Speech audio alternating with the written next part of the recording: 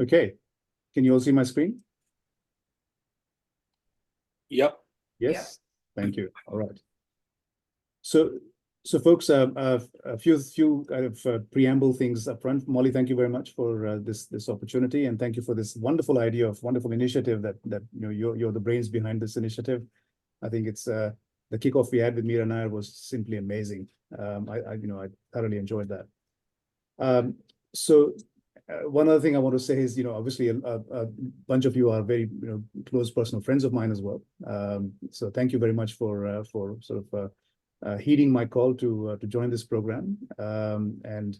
Hopefully I can, bring some of my background to bear for all of you to basically see if I can help you with your thinking, with your projects.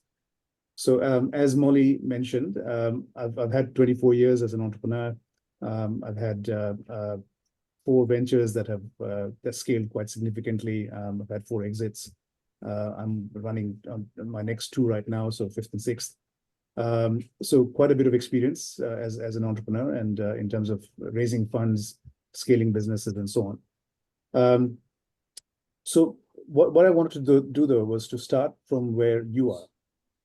So of all the 19 participants and 20 projects, one has nominated 2 projects.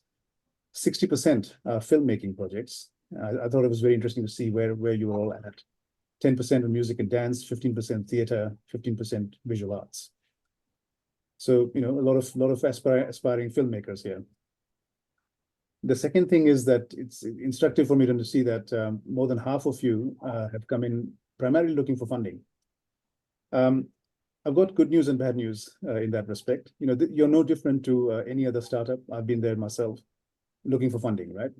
And I don't know what the numbers are for creative projects, but for startups, when it comes to venture capital funding, the strike rate is something like 3%. So 3% of startups that apply for venture capital funding will get any funding. So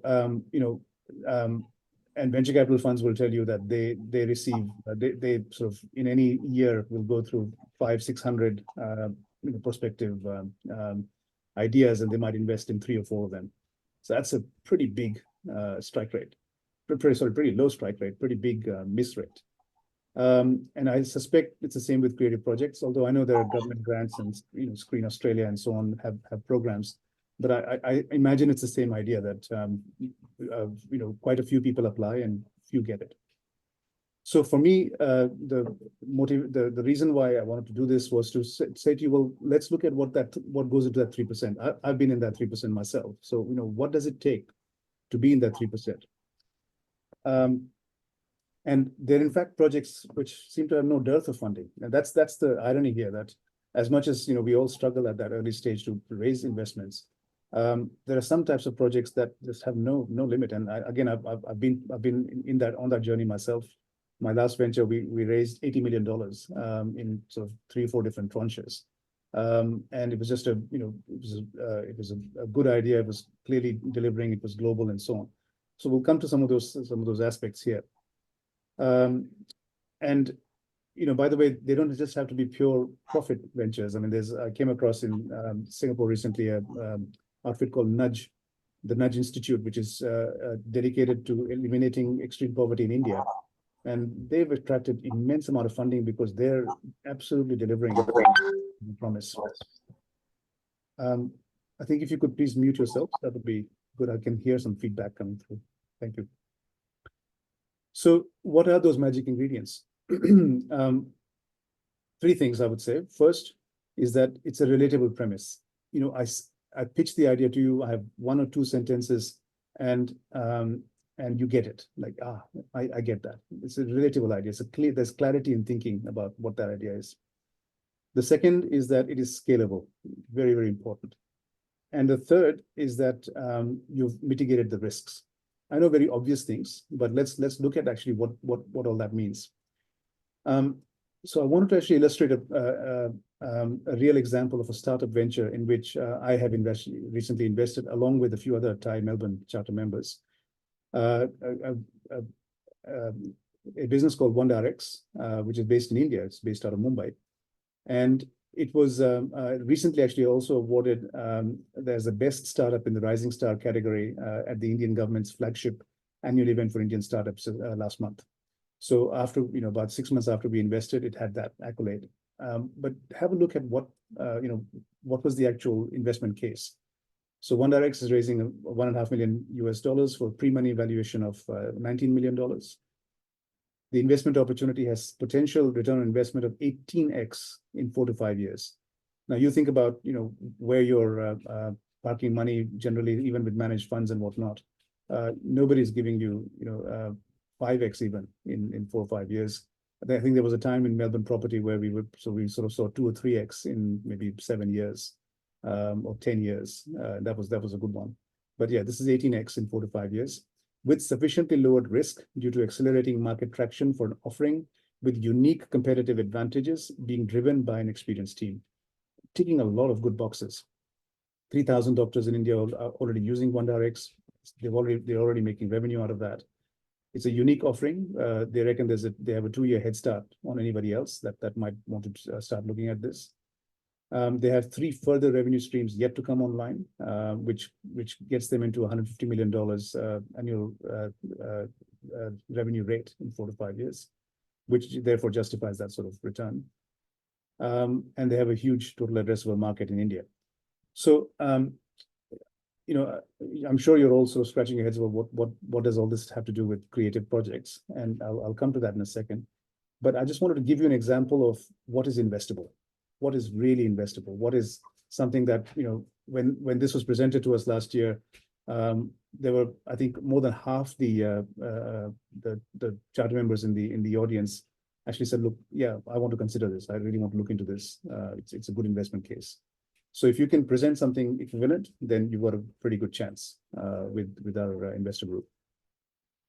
So what I'm trying to do here is, I feel, Molly, in many ways, this is actually we've embarked on a social experiment. What we want to do is we want to see what happens if we can attune you, who are creative people, who have creative projects, to some simple but powerful ideas of early stage entrepreneurship that can help you think about how to maximize your scale and minimize your risk, and therefore make your project investable. It might hopefully it inspires you to sort of rethink about, reapproach your project, but hopefully it might also inspire you to consider altogether a different project, and that's fine too. We're not going to sort of hold you down to whatever you applied with. That's the other thing in this program. Now I did notice that a lot of you actually nominated projects that are somewhat one-off in nature, and I'm really interested to see if we can support you, inspire you, guide you, whatever you want to call it, to see if you can make these projects more ongoing, scalable, and therefore investable. So let's first look at what these simple ideas are, and then I want to then show you some businesses that have actually, some creative businesses and how they've actually applied some of these ideas. So far, so good. I'm happy to pause and take questions. Yeah, okay, I'll keep going. Okay, so the first idea is this the right idea for me? And am I the right person for this idea? Again, very simple. But I presume you might have all seen something like this. Is this a familiar thing, Ikigai? Have you seen this before? So Ikigai is really about this intersection between what you're good at, what you love, what the world needs, and what you can be paid for. So if you can tick all these 4 boxes, you're in that sweet spot. And that's a good project for you. Right, so that hopefully makes sense. It's an intuitive thing. But I mean, I myself have been I suppose, I've not fulfilled some of these criteria in some of my own ventures, certainly early on, where I wasn't sort of aware of what is good entrepreneurship. And it catches up with you. So you might have a successful business, you might have a successful venture, but if it's not something you love, it'll sort of start to grate on your nerves a bit. So so this is a very important idea that fit between you and the actual idea. Okay, those of you who are, I suppose, in corporates will know this very well, mission and vision. And yet, I just feel it's such a simple idea, but so badly done in most cases. And yet, if it's done well, it is so powerful. So a mission is really what are you trying to achieve? And in your case, it might be your story, it might be your narrative, your creative narrative. Just it doesn't have to do with a project as such, but who are you as a creative person, and what are you trying to contribute in the world? What is that special thing that you're bringing into that world? And then a vision is, what does the world look like when you achieve that? And the thing which really does irritate me when I look at a lot of vision statements is that they're not smart. It needs to be smart. It needs to be specific, measurable, achievable, realistic, time bound. I'm sure all of you in corporates have seen this, and have will have sort of wry smiles on your face about this. But I tell you, it works. I'll give you an example, which is Alleviate, which is actually one of my businesses. Alleviate is an online meditation program. What is our mission? To alleviate suffering and promote well-being in those affected by significant physical or mental health challenges, and with using meditative techniques. So it's clear that's what we're trying to do. If somebody asks me, what are you trying to do? That's what I'm trying to do. That's what I'm doing. What is a vision? And this is, not so much to put out to the world, but this is for my team to have coherence about what we're doing, which is that by 31st December 2025, 5,000 members of health insurers, pharma patient support programs, and corporate workplaces are being supported into regular meditation practice by our team of Alleviate mentors, which is in turn measurably improving their health. You can see that it's time bound. You can see that it's specific, it's measurable. I'm saying how many people and measurably improving their health. It's realistic. Yeah, it's realistic. And is it achievable? Yeah, I think it's eminently achievable. So, having clarity about that, what is the mission? What are you trying to achieve? And then a smart goal associated with that being the vision makes a huge difference. Okay. So far, so good. All right. Third idea. So first idea was the ikigai idea. Is this the right idea for me? Am I the right person for this idea? Second idea is clarity of what am I trying to do, and what are the specific things goal I'm trying to achieve. The third one is a very interesting idea of what is my supply chain. I'll go into this in a little bit of detail. I've used a very simple example that I think all of us can understand. So let's say you're an ice cream manufacturer, right? So you're sourcing ingredients. You're sourcing milk from a dairy farmer. You're sourcing sugar, and you're sourcing, let's say, some additive. And there's a certain price that you're paying for each of those things. Something by a gallon, something by a pound. This is obviously a US example, so please forgive the imperial metrics. And it's nice to have some idea of what margins your partners, your suppliers are actually making. And you come to a point where you can have a pretty good guess. Some of them might be listed companies, so you can. And then that whole thing comes into something that you're then bringing together. Obviously, you're bringing together your own labor, your capital, your equipment, your premises, and so on and so forth. And you're producing something that is then selling for $2.50 per gallon in this case. And you're selling to a food service distributor, right? And let's say you're making a 25% margin on that sale. So you're making about 62 cents per gallon on that sale. And so you're producing this for about $1.70, $1.80, sorry, $1.80 per gallon by bringing in everything. Now that distributor is taking your $2.50 and then it's passing it on for $3.25 per gallon. Because that distributor is then bringing your produce into their warehouse, and then they've got trucks running all over the place. They've got relationships with grocers, so and so on and so forth. So they're then pushing out your product into the community. So the grocer, so let's say that they're getting $2.25. The grocer is then selling it to the consumer for $3.50 per gallon. So what you produced, what you sold for $2.50, what you produced for $1.80 is selling for $3.50 at the grocer, and there's some margin estimate that you have on this. So that's a classic supply chain, right? That's something that we all understand. And again, forgive me if this is all sort of business 101. I'm sure some of you are fairly seasoned about this. But for those of you who are not, just think about what is my supply chain? Who are the people that are actually coming together to give me the products, the services I need to then combine to create my own offering, and then how am I passing it on? And there's a reason for this, which is how can I leverage my supply chain? A good entrepreneur from day zero will start thinking about how can I leverage the supply chain. And I'll give you another example of, again, one of my previous businesses, Health Notes, which got to 1 million users within about 3 years of launch. Health Notes was a service whereby pharmacies could send SMS reminders to people about their prescription medication and when their refills were due and so on. And it worked a treat. It worked absolutely amazingly for the pharmacy. Now, what did I actually do? So when I started off with this, I just got to know people at the big pharmacy chains. I did whatever I took, whatever referrals I could find, whatever personal connections I had to get referrals into. And I mean, I was actually doing a business already with Chemist Warehouse, so I knew them. Same with TiE, Chemmart, Priceline, Amcal, Guardian, just, who's who, use every trick in the book to just get somebody who with whom I could work.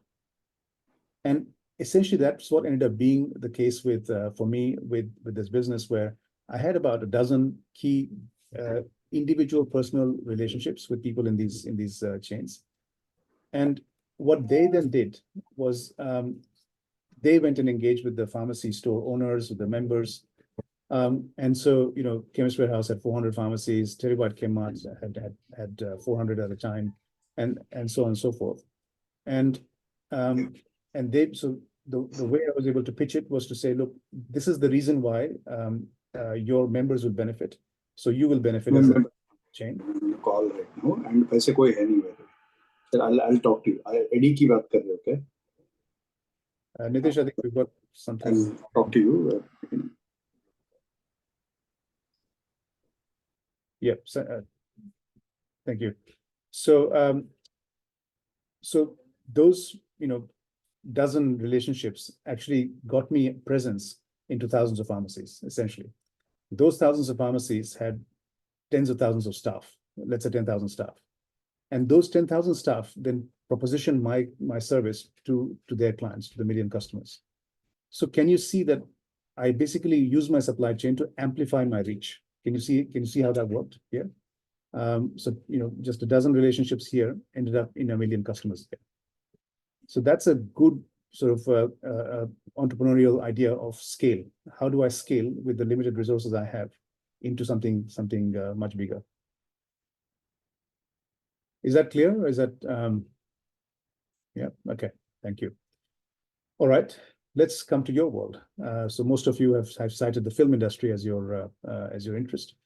Let's look at the film industry. So now most of you are really thinking about it in a production sense. You're thinking of making a movie, right? So let's say that you are a producer.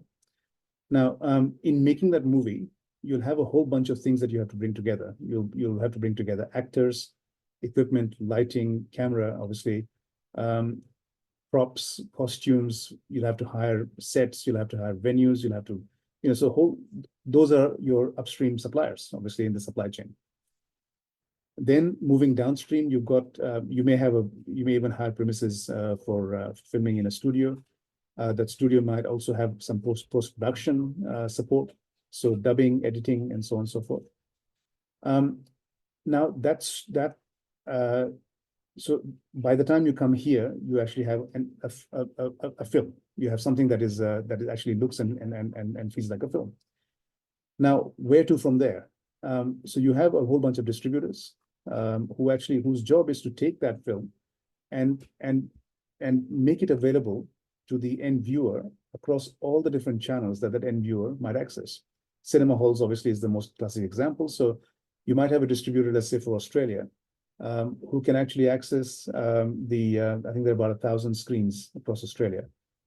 So a distributor might say, look, I have access to 500 screens. I can take your movie and I can actually have it shown in 500 screens or 100 screens, whatever that number is. It could be in certain geographies. And others might say, look, I can get you into Netflix. Others might say, look, I can get you into some other platform that from where you can your movie can be seen.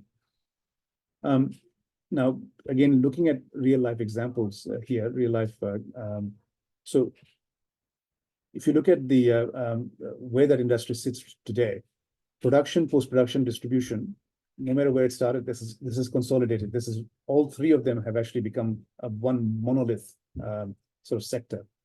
So you have these companies, Comcast, and these are mighty conglomerates, hundreds of billions of dollars. And so Comcast, which owns Universal, is one of them. Paramount, Time Warner, Disney, Sony, and now also Netflix. So these are the top five. Have historically been the top five for maybe the past few decades. Netflix is now catching up because they're doing now across this board as well, across the board here as well. What these people have also done, though, is spread out here into the exhibition part. So whereas in the US theaters, you've got AMC and Cinemark are the two big theater companies. I think they have, correct me if I'm wrong, is it 10,000 screens, something like that? Yeah, 10,000 screens between them.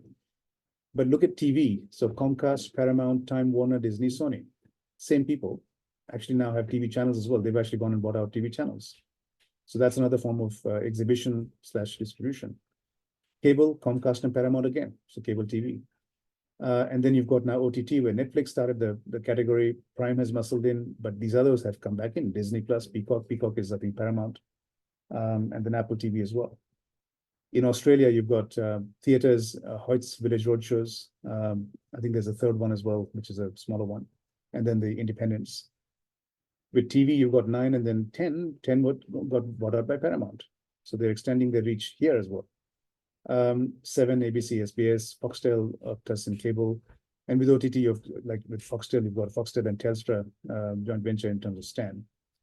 So, it's instructive to look at who are the players in your supply chain. So if you're a filmmaker, as 60% of you are aspiring to be, then be aware that these are the players. And if you can develop relationships with these players, I'll show you what that does for you. It's a very substantial, very significant strength that you can have.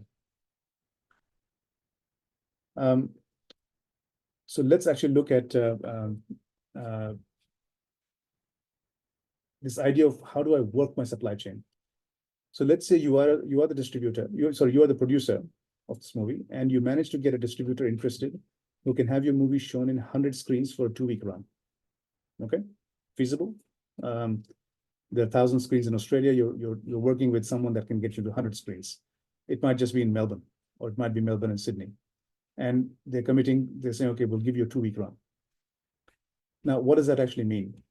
So if you assume 15 sessions per week per screen, that's quite a lot, but so about 2 sessions a day, 2 to 3 sessions a day, $25 tickets, 30 tickets per show. You might have a theater of 100 or 150. So I'm saying only 30 tickets might sell. 2 weeks run, 100 screens. If you just multiply that across, you get 2.25 million. That's your box office. That's the box office sales. Now, assuming the exhibitor is applying 100% markup, so that means the distributor is actually getting half that. Now, I don't know what the numbers are, but this is what I would if I'm just thinking about it from a pure business, this is what I expect it would be. I don't know what the actual numbers are, but so if you can tell me that, I'd appreciate that myself. But let's say that's the case here, that the exhibitors are keeping half and half they're paying out to the distributor. So the distributor in this case is making 1.125 million out of that 2.25 million. Distributor will also likely basically split that half with you. So what it means is that your earning is 562,500 out of that, which means that if you want to make a 20% profit on that, your production budget is $450,000. So can you see that if you can secure this, you've essentially justified a $450,000 budget here. And conversely, if you have a $450,000 budget, because I think most of us are pretty good at estimating what something is going to cost, then work it backwards and say, well, okay, then can I actually engage a distributor and convince them that they can have this sort of essentially something like 90,000 tickets sell over 2 weeks for a $2.25 million box office. Can I convince a distributor that they can get that sort of return from my movie? What data can I actually bring to bear to do that? So that's how you would kind of set up your supply chain. But then an interesting question arises: how can you work the supply chain? What if you went to the exhibitor? What if you could actually have a connection where you could actually have the 100 screens, access to the 100 screens, but 50 tickets sold per show, and you actually had negotiated the same 25% revenue share. So you've kind of done a risk share with them. Your earning from that would be 937,500. So that's a classic way in which you could sort of work your supply chain. So you could actually bypass this player here and go straight here if you have the right relationships. Now they might have restrictions. They might. So I think this is one of the problems that people are talking about, that these 5 distributors in the US have become so strong that they're muscling these the actual theater people to actually not take anything that's not their own, that they're not bringing to them. So there's all that sort of thing at play. But it's, if you're at the early stage of a venture and you're thinking about this, why not give it a shot? The most somebody can say is no. So that's how I, as an entrepreneur thinking about a film project, that's how I would sort of start to look at my supply chain, at least map out my supply chain, and then see where I can tweak things. Where is there is there one party that's making a lot of profit in that? Can I bypass that? Do I personally have some people in my relationship that can help me leapfrog back and forth? So again, I'll pause there and just check in with you. Does that make sense? Leveraging the supply chain.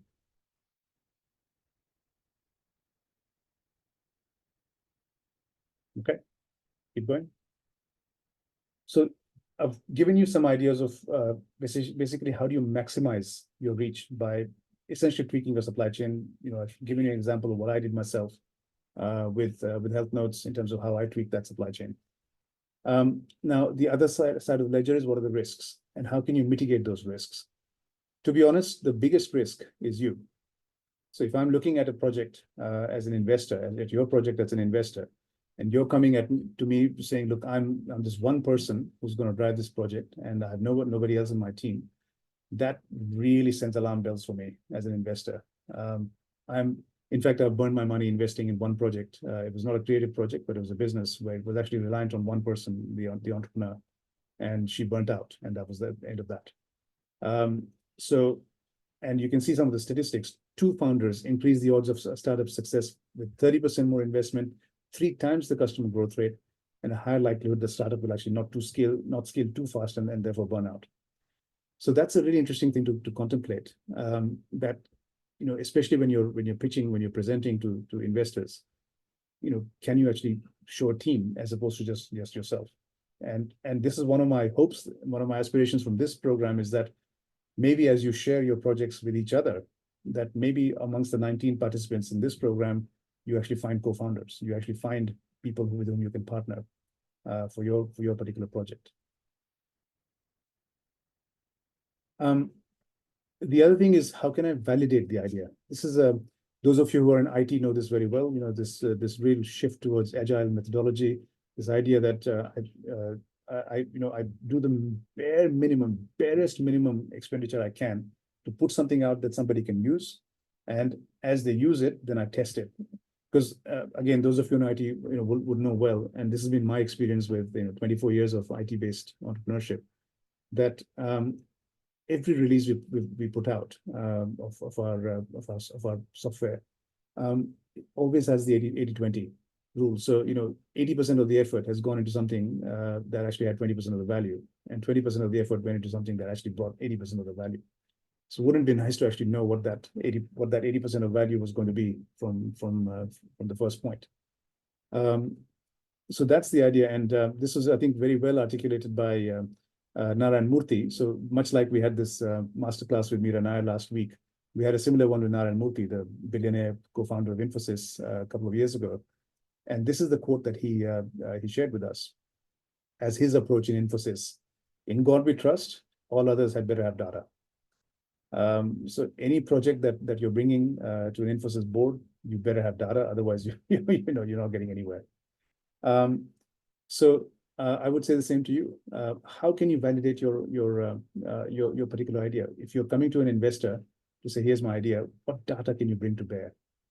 Can you do a market study? Can you do anything at all? Can you do a survey? I think anything you can do to validate that, to say, oh yeah, if there was a movie like that, yeah, I'd certainly watch it. I surveyed 1,000 people and 500 of them said, I would love to watch a movie like that. Great, that's good validation. So something that allows us, that gives us some confidence in that this is actually a backable proposition. Another question there is, can I share the risk? And this is I sort of alluded to this in the supply chain example. Can I actually spread the risks across my supply chain? What can I do? Can I do a revenue share? One of the things I would love to see is, can you variabilize your cost? So we spoke about a $450,000 budget. Well, that budget is going into, you're spending it on actors, on venues, on equipment, and so on. Well, can you go and make a pitch to those people to say, actually, instead of paying you a fee, how about I just give you a revenue share? Because I don't have any money to pay you right now. And you might find that one person who says, yeah, you know what? I've got nothing better to do myself right now anyway. So something is better than nothing. I'll go along. You won't believe the number of businesses that have actually succeeded on that basis, actually making that sort of, contra deal with their suppliers. And I've done one myself, to be honest. And in my case, it was interesting that the contra deal I made with a software supplier to actually build an app for me on a revenue share basis, it didn't work. The revenue never came, so they what they got out of it was very little. However, what did happen was I had a windfall in one of my other businesses. In fact, it was Health Notes when I sold it, and I felt that I had to honor to sort of I suppose thank my people who had backed me on this other thing. So I actually paid them something that wasn't even due to them, they weren't even expecting. But what they made out of that, therefore, was actually more than they would have made on the fixed fee basis. So things work out.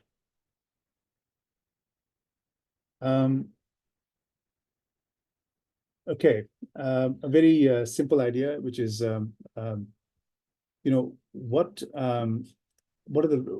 who's my competition, and how do I differentiate myself? How do I be this guy on the rocket compared to these people here in this competitive landscape? And the clearer you are about that, the better off you're going to be. So, how am I different from somebody else? In business, it's very, very important to be very, very clear about how you're different from your competitors.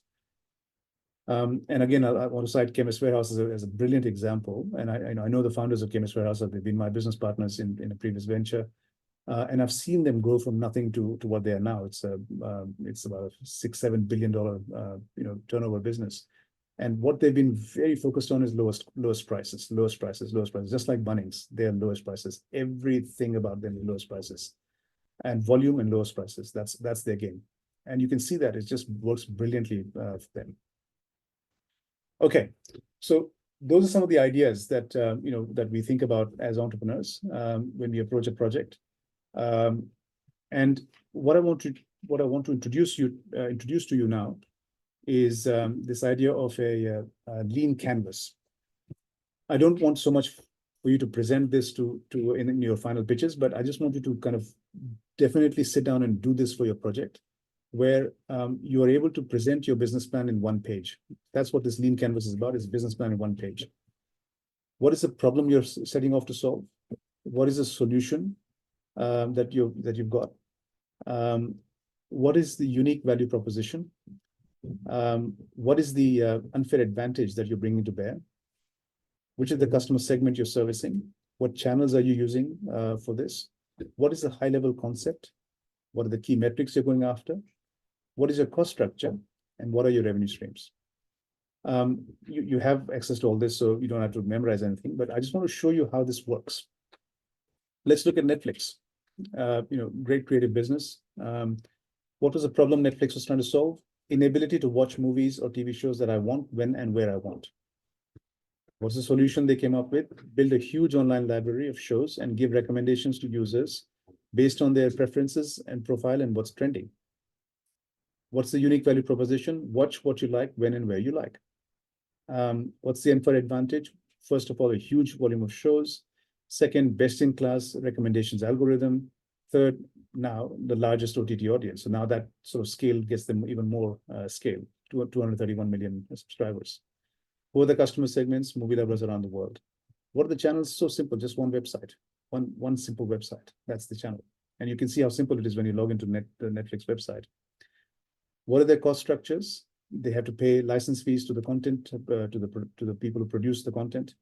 They have developers who work on that algorithm, and they have streaming costs. And revenue stream is they have subscription from the monthly subscriptions.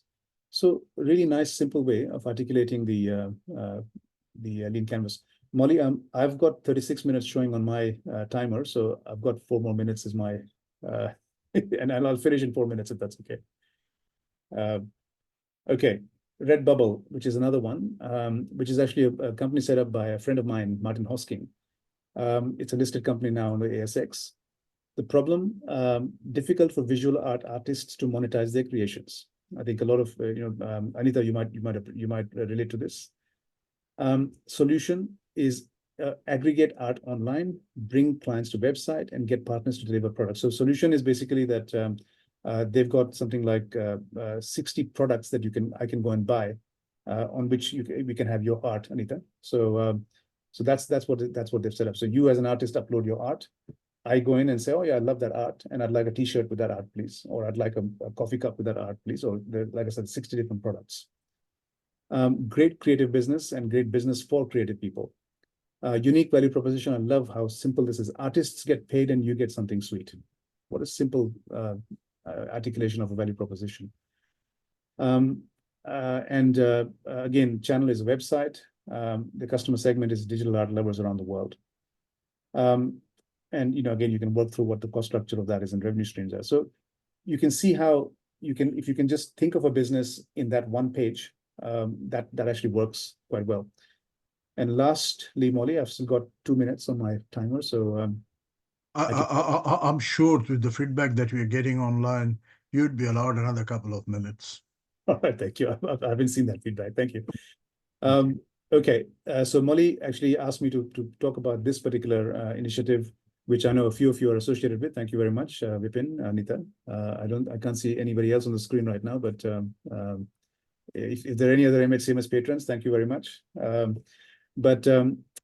So what was the problem we were trying to solve? This is actually the Melbourne Hindustani Classical Music Society. We set it up in 2016, and at that time there was a lack of high quality Hindustani classical music recital experiences in Melbourne. Very simple. That was our problem. How did we solve it? By creating this platform with which we could organize monthly recitals by professional musicians. We could have an annual festival, and then organize performances by students as well. So really a grassroots level. So covering all 3 levels. Unique value proposition, high quality music and community experience, including in your own home, with professional level organization and grassroots level involvement and knowledge sharing. That's our unique value proposition. What is a high level concept? The home of Hindustani classical music in Melbourne. The unfair advantage that we now have, if somebody else was coming through and trying to do the same thing, is we have a large number of patrons. We have 81 patrons who pay $30 a month. And we have a unique combination of Hindustani classical music knowledge, entrepreneurial flair, project planning skills, and cross-cultural relatability within our team. That's actually our unfair advantage compared to anybody else that might try to do the same thing. Channels, we have multiple ways in which we can reach our patrons and our audiences through concerts, through our website, we have WhatsApp groups where people are interacting all the time, Facebook, Instagram, and so on. What is the cost structure? We pay the artists, we pay the venues, we have promotion costs, we have admin costs. How do we make revenue? How do we make money in this? We have monthly patron fees, like I said, so $30 a month that's coming in from patrons. We have memorial recital sponsorships at each of our concerts, each of our recitals, $1,500 per recital there. And it's a beautiful way for people to remember, someone in their family who was fond of music. I do this for my dad every year. we get government grants, and then we have ticket sales. So there are 4 different revenue streams, which means that this organization, as Molly said before, is actually quite sustainable. It's actually been going for 8 years now, it's actually growing, and it's sustainable, and it doesn't, it actually it's sustainable both in terms of the time and labor input that it needs, as well as the financial inputs that it needs. But it's a not-for-profit. So that's pretty much it, Molly. 40 minutes and 36 seconds I've got on my timer. Done well. Wow, well done. So now I'll open it up to questions. If anybody has any questions for Saurabh, that'll be great.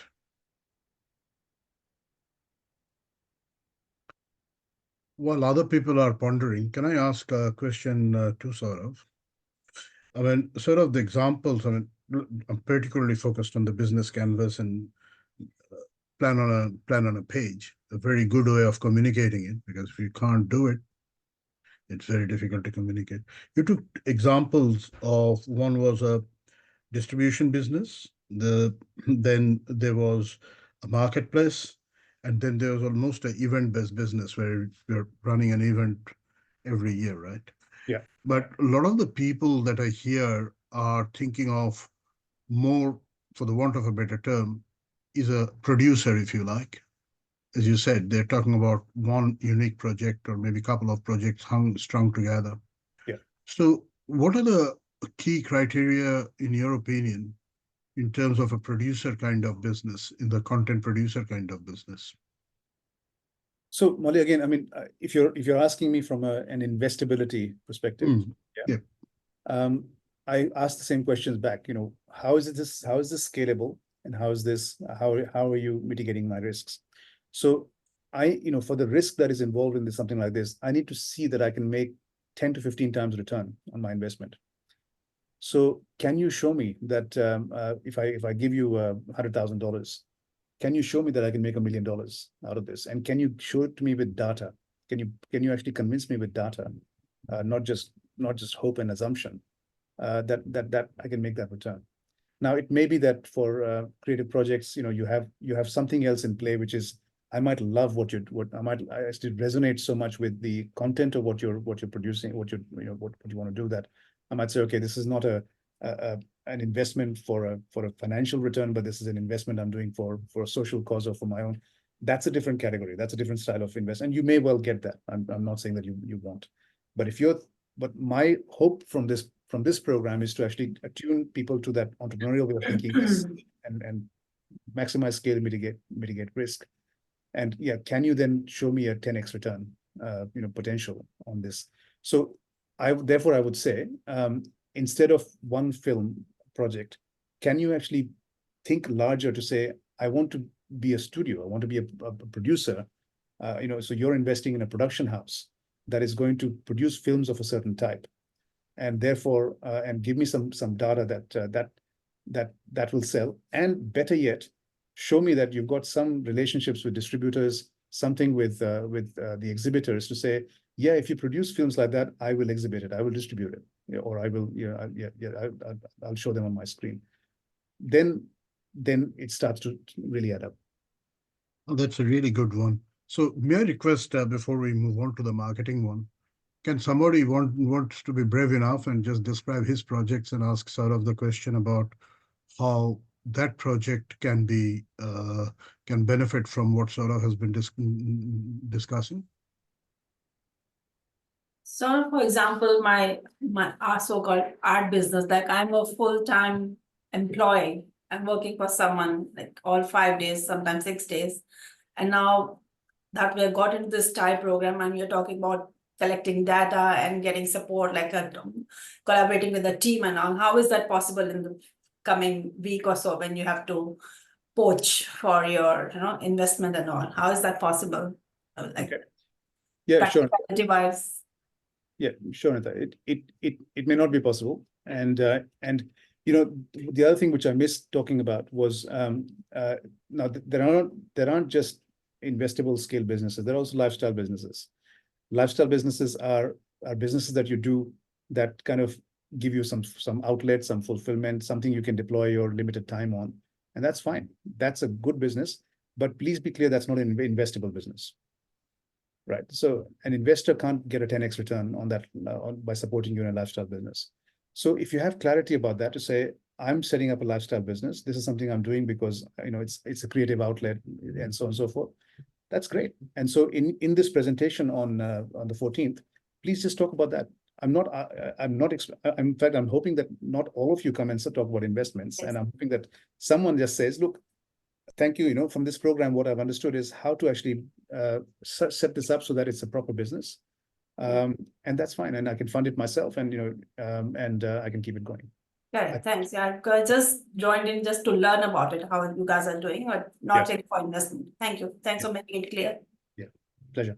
I think, Saurabh, just one addition to what Anita was saying, even for a lifestyle business, then you may still seek investment, but then it's mostly a friends and family kind of investment. Other people who want to be part of your vision. Okay, so look, we are running a bit stretched for time. Somebody else? What about Vinay? You've got some big projects in the offing. Do you want to? Yeah, thanks.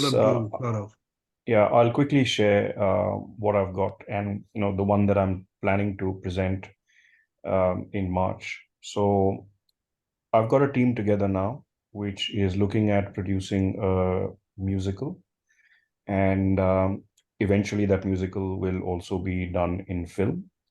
We have the script. We've got some very committed people in place. I don't want to go into too much of the story yet, but it's basically a musical on the Taj Mahal, and it's in English, which means we've got a larger audience than just the Indian diaspora here in Melbourne or in Australia. We've got the non-Hindi speaking audience as well. So while it initially started off with the thought of a one-show production just out of interest, it's kind of grown to where it is today, where we're actually looking at commercializing it. And that's why we're part of this program. And with that growth in thinking has also come the idea that it could eventually become a web series or a film. Originally, the script was written for a film, but that's how far it has gone in terms of big thinking. I know you talked about, when you're thinking big, don't just say you're going to produce a film. You're going to be a production house. So I just like to understand something like this. How can we take it to that level of big thinking, which will make it an investable idea? So again, when I say same, I think principle applies. If you're clear about what money you need, for example, to bring it all together. Let's say it's $1 million. Let's say that's the money you need to bring it all together. You need to raise $1 million, and you come to an investor and say, "Look, I'm going to give you 20% of my venture for the $1 million. So I'm valuing my company at $5 million." Now the question arises: okay, then can you show me that company is going to be worth $50 million in 5 years? Now, how is something worth $50 million? If you work backwards, that roughly people are paying about valuing businesses at about let's say 7 to 8 times revenue at early stage. So to be a $50 million business, you need to be showing about $7 or $8 million revenue, right? So now you've got to work out, how do I show $7, $8 million revenue? So if I take the $1 million now, how do I build that out into a $7 or $8 million revenue? So the data that you would then want to present is, look, I've done this market research to say, when I spent, I don't know, $2,000 on this marketing effort, I was able to sell X tickets, or I was able to, if it's not produced yet, then you can't sell tickets. But something about you can use similar projects that others may have done. Yes. So so something that does present some data set to give me as an investor some confidence that actually he probably can take $1 million and take $1 million and actually convert that into and grow a $7 million turnover business. So clarity about that would be useful. So again, if you work backwards to say, okay, if it's a musical, how many shows, how many tickets, what price per ticket, how many how many centers, if you build all that up and then say, I can also get maybe a Netflix type of thing, to film and so you've got to kind of tell that story, I think, to justify that ask. Yeah. So may I also ask that I just love the way you shared your experience and the simplicity of the drivers of your model and the finances associated with it. But for many of us, this is the first time we're hearing it. Yeah. And we've got 3 weeks to do something similar. Yeah. Is there a way in which we can interact with you or with other experts as we build our own models for that 15th March, presentation or the March presentation? Can I jump in out here, Vinay? I think that is a very, very good question, and I think I address it to everybody else because all of them must be having similar kind of thoughts in their minds. So that's where the Q&A sessions are set for, basically. Okay. Because when you go away and this should be shared, the recordings would be shared. So hopefully when you go at it, if there are specific questions and if you are able to set those questions up for us beforehand, we may be able to get exactly the right kinds of people. For example, the person we are trying to get for Q&A next Tuesday has basically one of the persons who has done quite a bit of work in securing funding for ABC documentary projects. And it's not just from ABC, and you can imagine how tough that would be. So there are all those kinds of people who would be very specific to these creative industries, along with Saurabh and other people's experience. So that's where we match the CMs as well as some of the investors to try and answer your specific questions. Having said all of that, hopefully, we hope that Saurabh would be there in all the sessions. I physically can't be, but actually, Vinay, I think it's a good occasion for me to do a plug for TiE. TiE is that forum.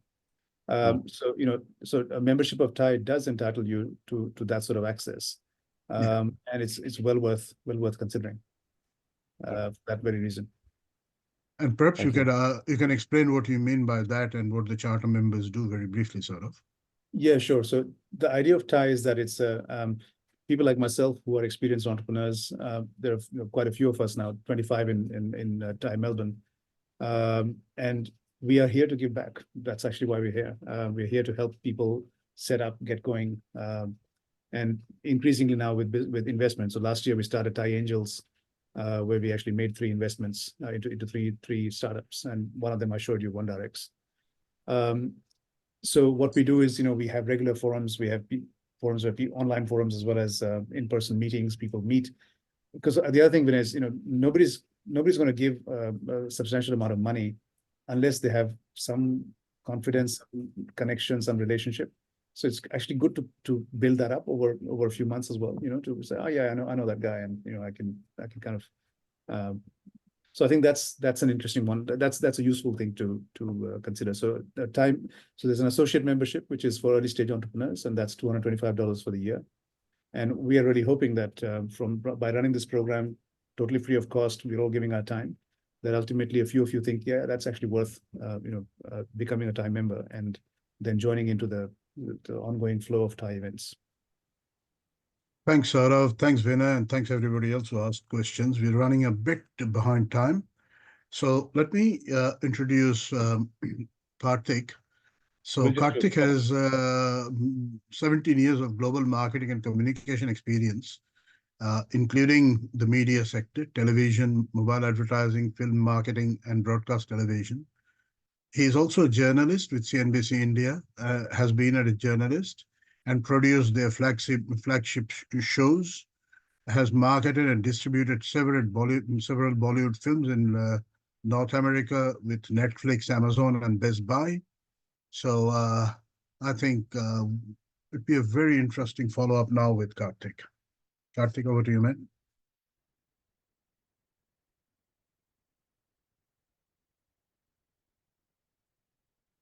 Kartik and I decided to co-locate for this one, so here you go.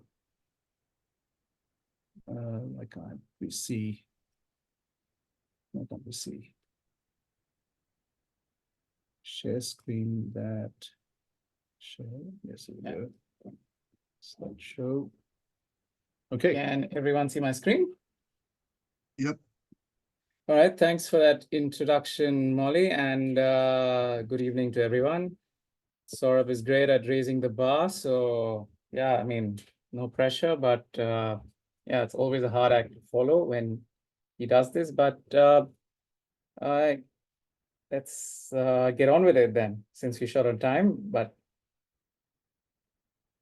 so what is marketing? I thought I'll start by giving you, what marketing guru Philip Kotler says. The truth is that when I read this for the first time, I didn't understand a word of it. So the reality is that, marketing in simple words is about seeking. It's not about selling. It's about, showing, since many of you are looking at film projects and theater projects, it's about selling that teaser, the trailer, getting people in the door, in the hall. It's about keep in mind, you're not actually selling the end product yet, you're selling the teaser to it. It's about creating interest and excitement so that in the minds of the end users that they actually come inside. I mean, the sale part is ultimately based on the product, but the marketing aspect actually ends there when a person is in the door. So it is very different from sales. It's actually not about sales. It's about, people often confuse that, right? It's about creating interest that leads to the buying decision, but not the actual purchase. So as long as you keep that in mind, you'll be good in terms of marketing. So Saurabh said in his slides about a few things, and some of that will be repeated here, but very important part of before you get into marketing and the channels is about understanding what are you marketing, what are your goals, what do you want to set to achieve, right? And goal setting in marketing is absolutely paramount. There are two ways and two goals, right? You have your short-term goals, essentially. These are, think of this as, say, a particular project or in a particular quarter, what you want to do, and then think of, what you want to achieve from that. And then there are long-term goals, which could be, setting up a studio that develops a number of titles that you can, have a steady streaming revenue from it. So when you set up goals, I think the key is to think of short-term goals that feed into your long-term aspirations, because successful businesses have a short-term goal, which always, has a long-term play or a long-tail play, as we call it in marketing, that, eventually gets you to end goal. So if it's only a one-off project, then it's a short-term goal. But if it's something that excites you and you want to do a long-term thing, then it is, as Saurabh said, is there a lifestyle business or a scalable business? Then you got to think of a long-term goal.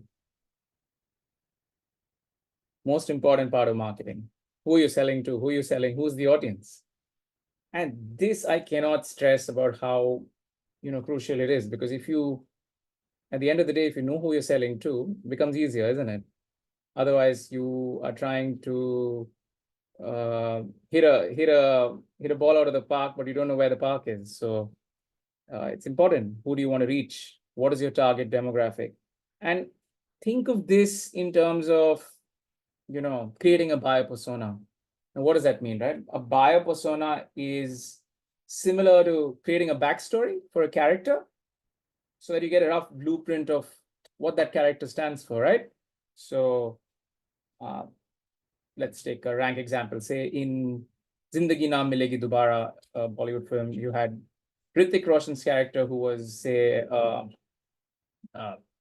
he was a trader. His clothes were stiff. He had a lot of past baggage. He was all set to achieve his goals and make money. I think so that gave you a sense of who he is. So if that is the person you're marketing to, you need to understand the key levers that drive that person. So I think that is important to create a buyer persona.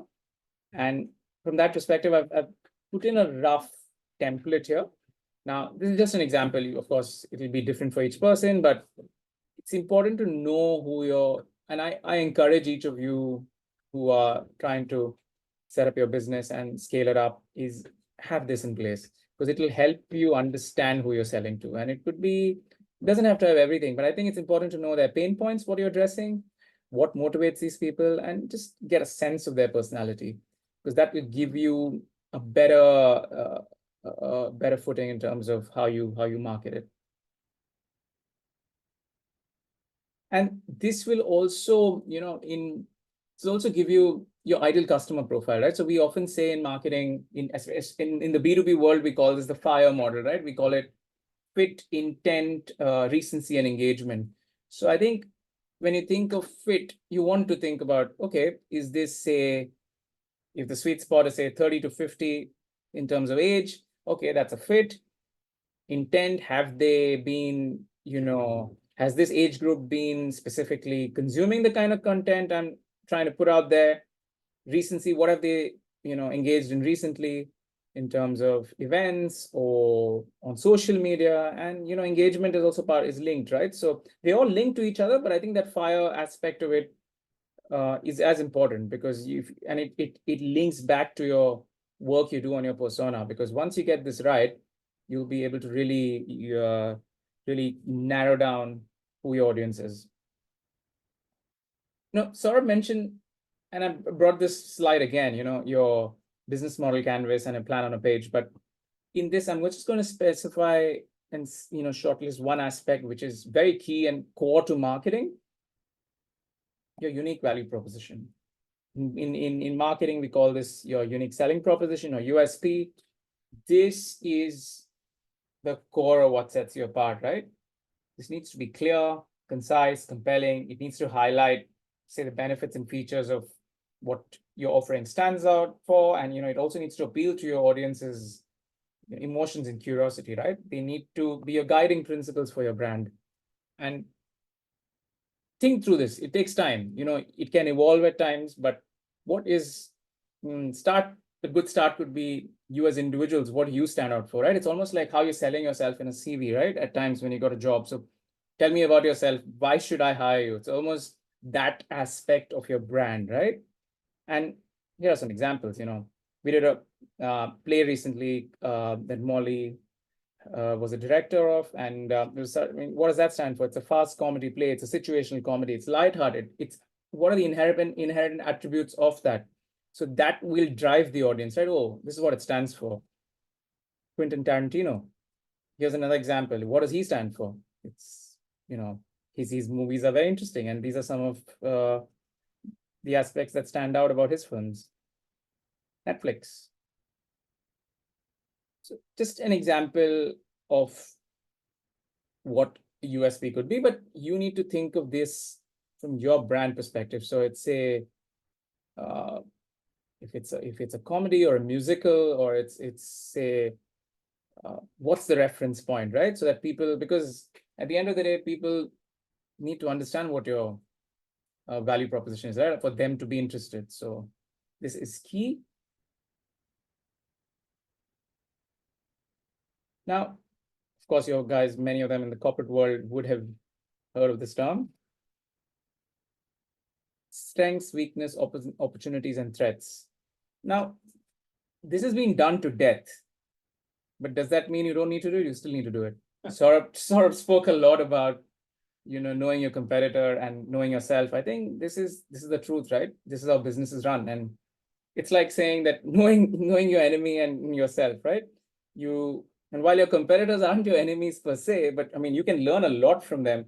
It's important to understand your peers as much as your own business, right? This is where your own understanding of what are your strengths, your weaknesses. You want to know, right? Who's eating your lunch at the end of the day? So it's important to do this exercise as you would do it in any business, right? So yeah, like if someone's getting married, they need to know, right, their strengths. Or if they're vying for the same girl or the same boy, they need to know, right, what distinguishes them. So very, very important step in marketing in terms of, it also helps you clear the clutter in a way. Like, okay, this is where you're strong. So you want to double down on where you're strong. And if this is where you're weak, you need to seek help, right? So that's where you probably increase investment or hire a professional or tie up, there are lots of holes in every business, but you want to know what they are first, right? Before you know how to plug them. So it's important. I've just given some examples of what it could be like, but yeah, it'll ultimately come down to your particular offering and what you want to do about it. It's the meat of it, right? Go-to-market channels. Now, let's start with the website. What is your website? Is it just a nice to have or a necessity? Yeah, it's that, but so what? A website, think of this as your home, but for your business, which is always on. People are seeing this all the time. So say you had a guest over for dinner for the first time at your house. What impression do you want them to leave with? So you want to say that, oh, that was a great house. Oh, beautifully done up, great food. I want to come back here again. That's what your website is. The visitors need to go back with that. So you need to have everything there. You need to have all videos, photos, resources, ticketing aspects. Where can they book it? Blogs, podcasts, whatever you're doing in terms of, it needs to all be there on that website.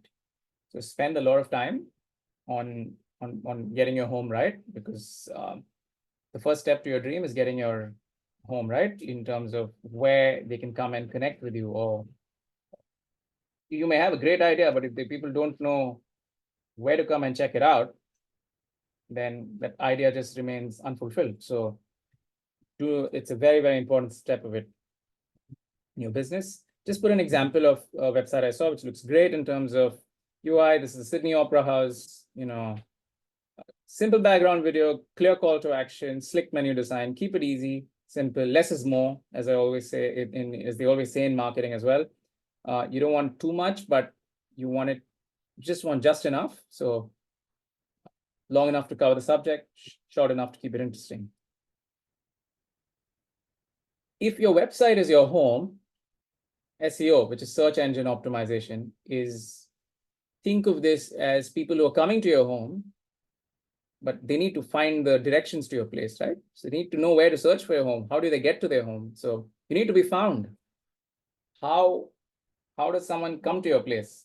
So that's important. You need to, and of course, Google keeps tweaking its algorithm, but if you regularly post blogs and keywords on your website, and it's worth an investment in this. It's many organizations are great at this, and it's almost like when you search for something, what are the results that come up, right? You want your businesses to show up.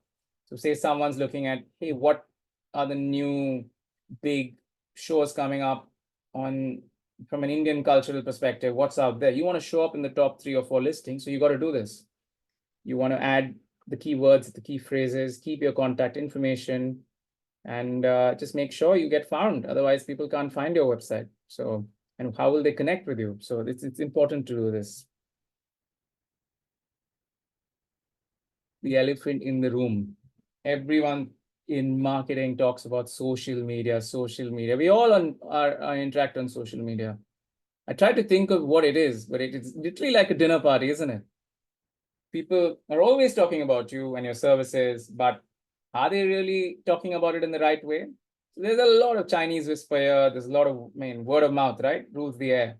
But how do you get on top of that conversation funnel, right? So you want to be, you have to stand out because there's too much noise. So and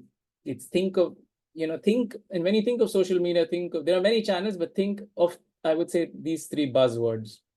SOLO-MO, social, local, mobile. Today, a lot of people spend more time on their devices. The average attention span is under 90 seconds. So you got to keep that in mind when you write a piece of content or share something. So when you're thinking of a social media strategy across various channels, I put these out there. Like in Facebook, you want to make sure everything is not about selling. The ratio in Facebook is about 4:1 posts between what is something that is leading to the sale versus the actual sale. So every 4th post, needs to be maybe about the sale, but the first 3 posts could be about leading them in that direction. So Facebook's good with video trailers, important to keep changing your cover image, regularly invite relevant groups to co-host an event on Facebook, especially if it's related to, have one of your cast members take over the page, run the odd competition giveaway. Of course, Facebook media, if you have some funds, it's worth it. For even a short 2-week boost could lead to some conversions and driving awareness. So, and this again comes back to understanding who's your buyer, because Facebook enables demographic targeting, and that can be very useful. So yeah, Instagram, yes, everyone's on Instagram, but Instagram's got a more younger, I would say, target audience in terms of it's not the ideal one for all marketers because it doesn't always convert. It's great from a branding perspective though, because Instagram can add a lot of like good branding and can lead to more interest. So Instagram, if you're using Instagram, I would say use Instagram stories rather than just posting one image at a time, and aim to tell your story, through that. YouTube, great for podcasts, great for interviews, great for trailers. But important is to post regularly as well. So if you just put one post and expect people to convert, doesn't happen. So the key with social media is consistency and create a content calendar for it. WhatsApp business, I put this in there because a lot of people use this, but use this carefully because WhatsApp can invade privacy. So yeah, there are a lot of people who use it with your loved ones, your close ones, your friends, share it, because you still need to share it, especially when you're hustling for your first production. But as you scale, I would definitely get a business account in WhatsApp and have that out there so that people know that it's not just for invasion of privacy and you're just spamming them. So got to be careful on that. This is as important. It's not dead. Just in case you're wondering, email is not gone yet. Email is still rated as one of the best, most cost-effective marketing channels.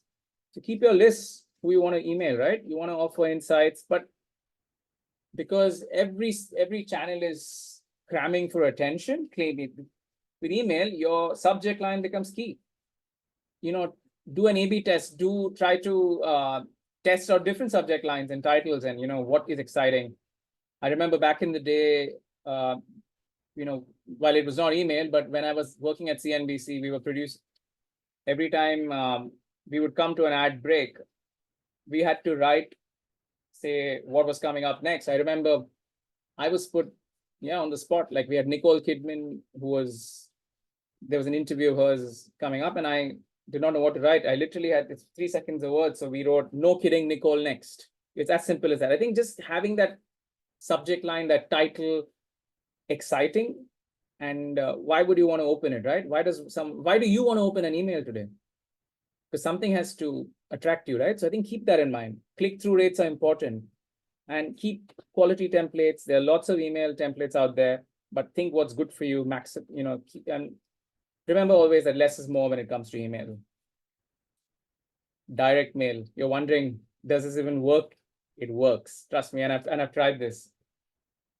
You'll be surprised at how many people actually check their mailboxes. Send a personalized voucher. Think if you're going to host your show at a nearby, think of what are the popular eateries around your venue. Do a barter or a contra or a tie-up with them, and give them cheaper tickets and send them business so that people can make it an experience. Maybe if you're a first timer, people are not sure about what your show is, maybe that could be the draw, and piggyback off that restaurant, to build an audience for what you're doing. So yeah, I mean, you got to think out of the box. It's you'll be surprised and amazed at how much this works. In my last role, one of the things we did was we sent a coffee cup to a bunch of C-suite heads saying, "Hey," and we had a coupon with the address of the coffee shop we wanted them to meet at, and said, "Hey, if you want to know more about us, you'll have to actually meet us for coffee." So you'll be surprised at how much conversion that led to. We ended up closing 4 big deals out of that. So direct mail is not outdated. Promotion. Now, this is very important because at the end of the day, you want to get in front of the right people, right? And yeah, this is where the hustle comes in, right? You have to create a list of media contacts, buy those newspapers, find out where are these people, do a little bit of Google search, you'll get to know who are the journalists covering stuff, email them, call them, if you have people and you have a team, then make one person just be the point of contact for media and inquiries. If you have a great well-known cast member, then use them, you have them record interviews or podcasts and get them out there, because you want to get as many people to your show at the end of the day. So it's important. Like, you may think that the publicity of a film or a show starts just after production. No, it starts a year before. Look at Oppenheimer. It started a year before it released. I mean, every week there would be an update about which cast member is joining, or, the excitement kept building and it was palpable, right? At the end of the day, you want people excited. I mean, that's when they're ready to buy that. They're waiting for the experience. And yeah, put together a media pack, include a press release, high resolution images. This is, you may think, oh, but I'm so small. But you know what? If you train yourself to do this, when people are ready to invest in you and you have all this ready, you will be ready. You can really make the most of the opportunity then. Because what happens at times is people are like, oh, now I need to do a media promotion. It's not a chore. It should be used as an opportunity, because you want to really tell you got a story to tell, right? So give them complimentary tickets, give them free tickets, and see how get them interested. Show them a free trial.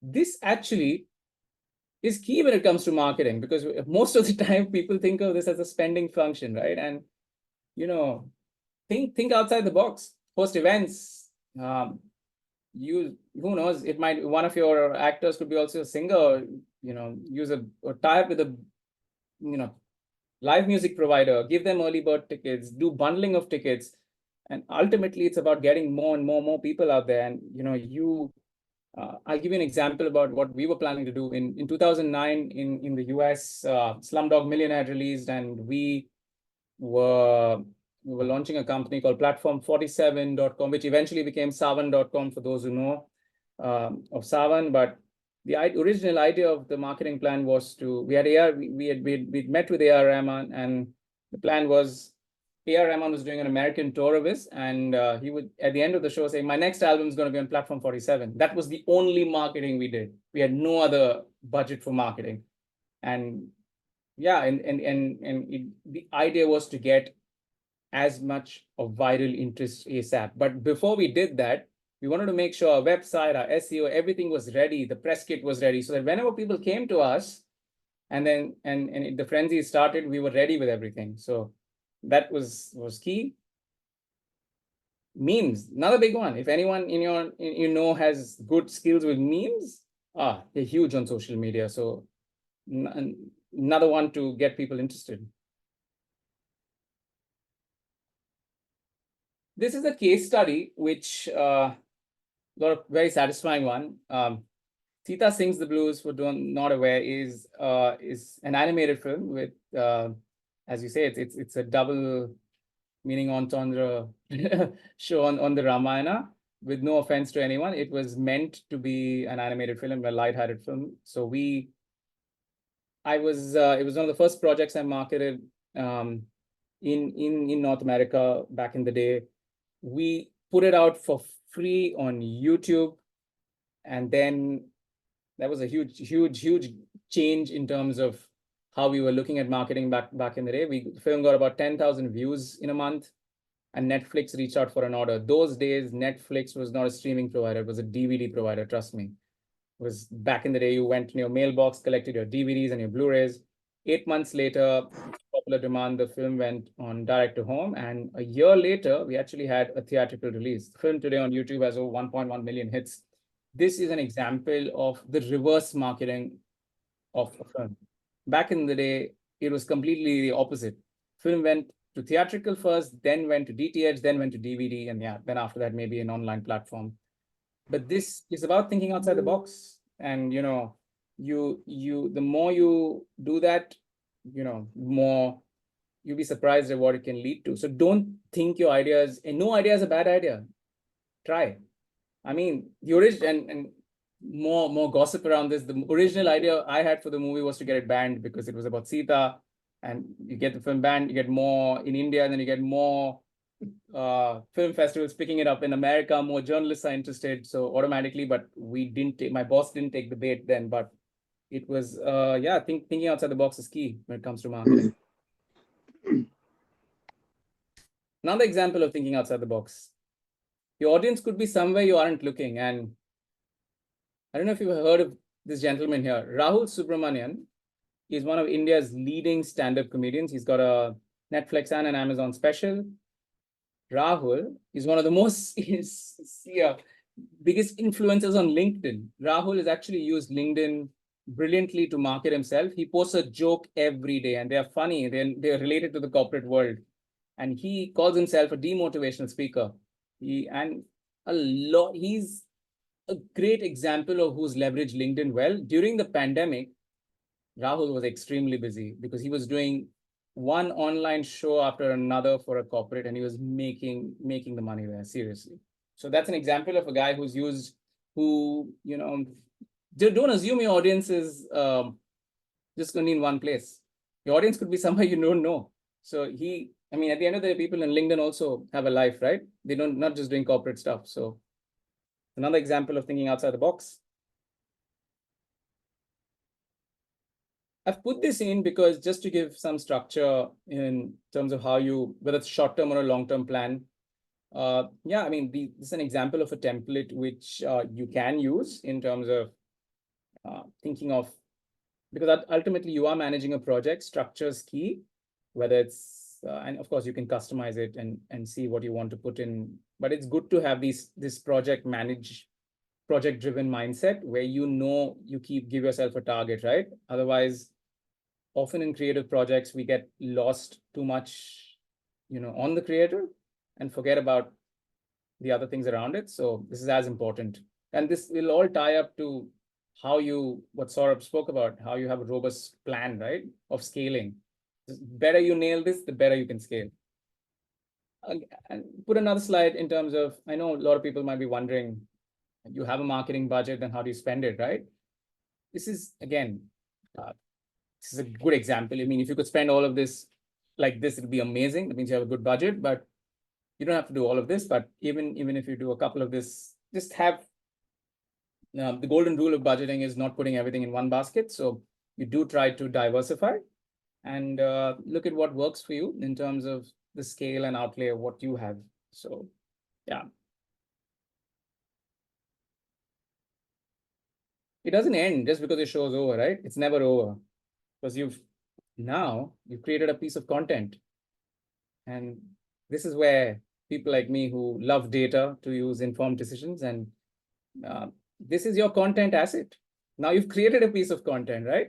This is where now get back into the weeds, understand who came, find out what shows worked, what didn't, and then look at what was the type of the audience that came, send follow-up emails, understand what they liked, what they didn't, and do more. This is where you want to really do your best to understand your data, because this will inform the next production you want to do, or the next event you want to come up with, or the next musical you want to shoot, and find out what they would like to learn more about. I mean, if this production excited them, would they want to see similar things, or what other things interest them? This is a gold mine at the end of the day, right? So this is your data, and you've got to build this.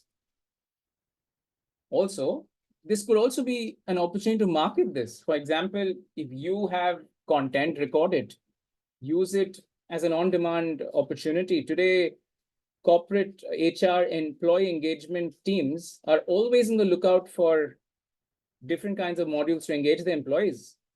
So this could be a source of revenue for you. Offer discounts, early bird prices, whatever, use this. And that could be another way of connecting to new audiences. They'd be like, hey, I've seen this before. I want to see the next production. So think outside the box. Think of your content that you create as a goldmine to monetize it. I mean, if you look at business models of filmmaking, the producers who really make money are the ones who create a scale of films, right? They use their previous film to not only get funding for the next, but they also remarket them, right? So you have, I mean, Mani Ratnam is an example of who's got, Bombay, Roja, a bunch of Tamil movies that he has used over the years he just licenses it to content, to distributors for about 5 years. And then he's again made 5 more films and his market price goes up for the same films that he made earlier. So it's like, this is a gold mine to keep building. I'm doing better than Saurabh on time, I think. So I've raced a bit, but try to cover what I can. And yeah, I mean, I've got one more slide and open to questions, because I've got this here, keeping in mind, some of you, an example of a theater production. Like, afterglow marketing is important, right? The day after a great event, you want the audience, to not just go away saying, oh, great. You want them to walk away with what's coming up next. The golden rule of the corporate world. It's not about what just happened. It's about what's coming up next. Yeah, like, think outside the box again.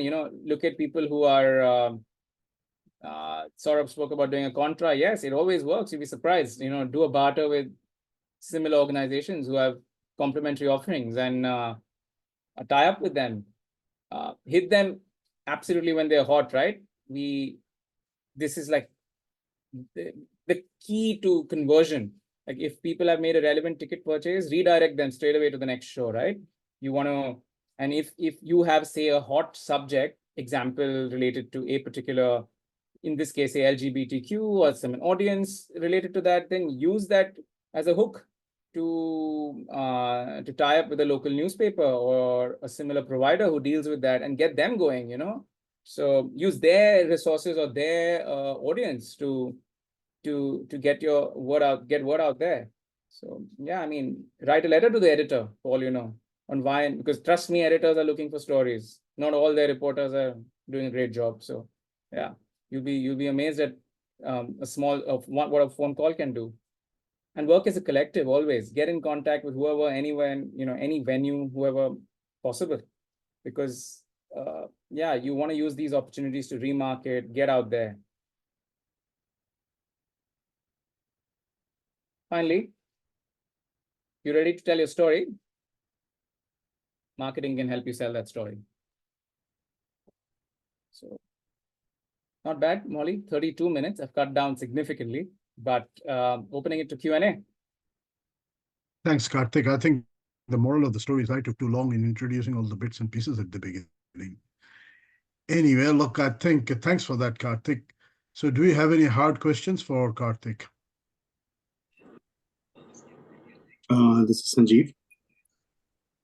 Hi, Sanjeev. Hi. Right, I'm not on video. Just a moment. Hey, hi, Kartik. Thanks so much to you and Saurabh. I think these sessions were very insightful. Probably with somebody with a little bit of a creative incline, I had never really thought of all this, to be honest. Although I'm in the industry in a sales-oriented role, I had not thought that the creative needs this kind of thinking as well. So, firstly, thanks for putting me on track there. But one thing that's kind of running in my head is as we go on this journey where you're looking at it from a marketing approach or you're looking at it from a funding approach and so on and so forth, how do we stay honest to the creative part of it? In the sense, will there be compromises there? Because if there is an investor, they will expect something out of it where I have to kind of, cater to them. If I'm going after a marketing channel, I may have to cater to them. And eventually my creative or the story I wanted to tell itself might disrupt. Any thoughts on that? I hope my question makes sense. It's a bit raw. It is a very, very relevant question, and one that, I've seen. And yeah, this is where finding the right people are important, working with the right crew.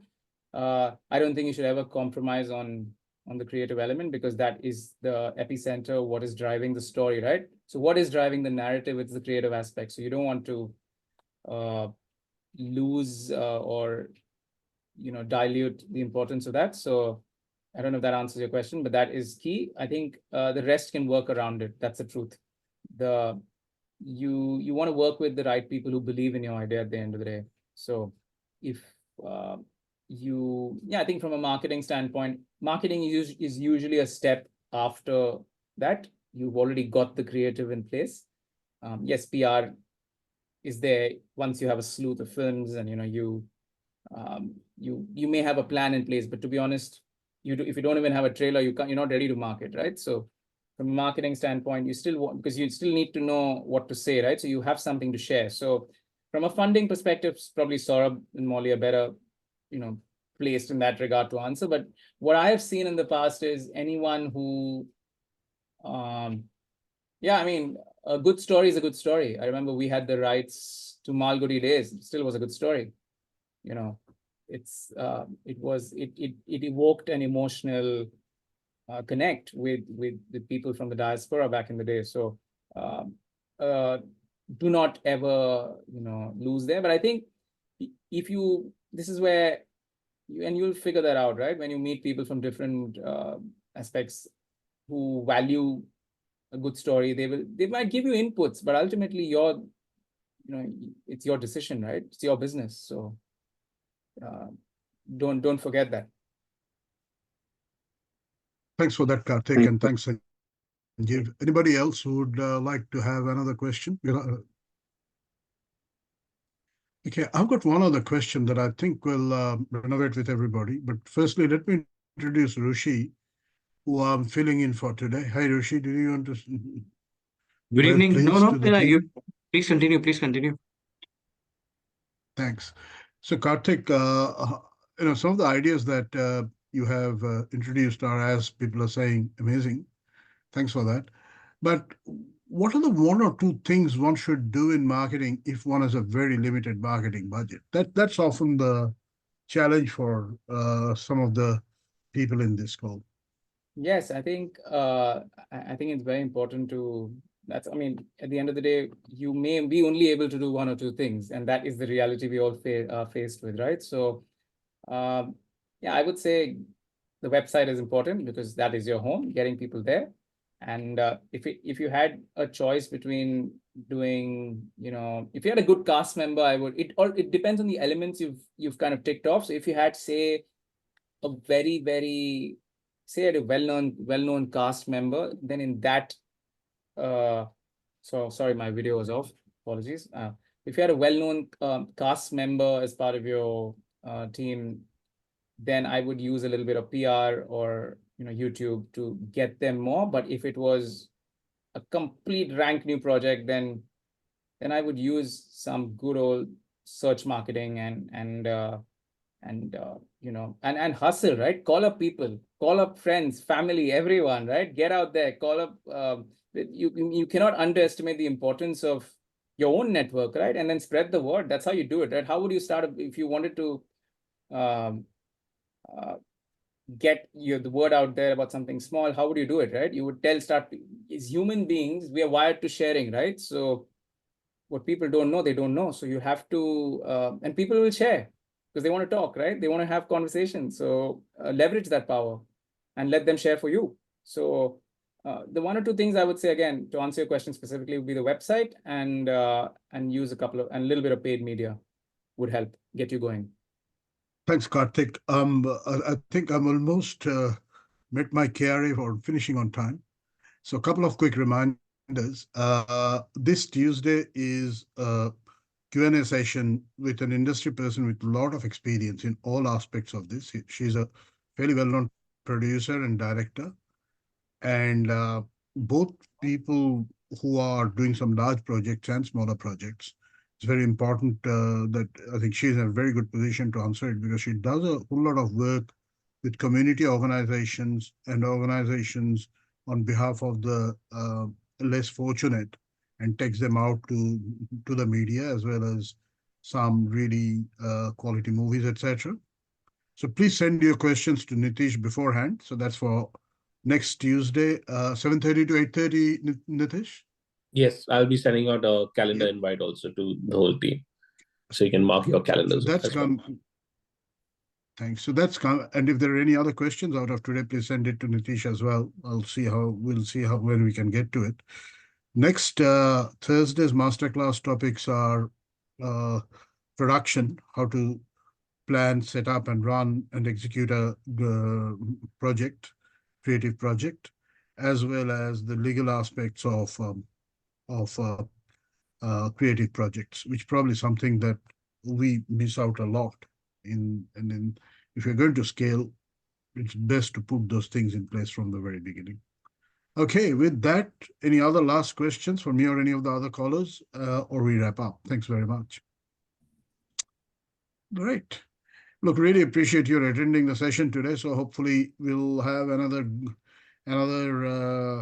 online session next Tuesday. And if you have any feedback for us in terms of how this is going, what else you think you've now got the topics, now you know how everything will run over the next 4 weeks. If you've got any suggestions, please do let us know as well. Okay. Thanks. Thank you. We can finish it, Nitish. Yeah. Thank you. Thanks everyone. Thanks, Have a everyone. great. Thanks. Bye. So. Bye. Thank you. Thank you, everyone. Cheers.